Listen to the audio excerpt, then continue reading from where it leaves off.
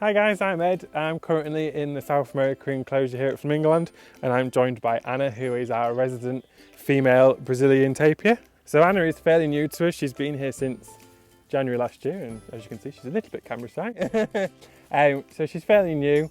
We're just getting used to her. She's been here just over a year now.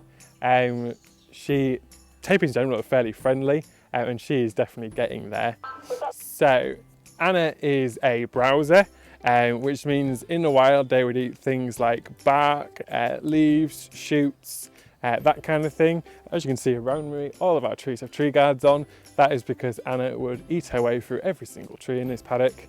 So these tree guards just protect the trees and stop her from destroying them all. So in captivity here, we give her a rather varied diet. She gets a browser pellet, which has got all the nutrients in it that they need. And then we supplement that with fresh veg, lots of leafy greens. They get a little bit of apple as a treat occasionally. They get root veg, which is cooked to cook the starch out, just like we do with our potatoes to make mash. We do the same thing for these guys, as it can upset their stomach. And they also get a grass supplement, which is called alfalfa A, added to their diet as well. So a fun fact about tapirs is they have displaced feet. They have 4 toes on their 2 front feet and 3 toes on their back feet, and they're sort of displaced a bit like this. And that is so that they don't sink in the mud, because they tend to live on riverbanks very close to water. Another interesting fact about tapirs is they're incredibly good swimmers. In the wild, they're a prey animal. They are predated on by things like jaguars, also humans.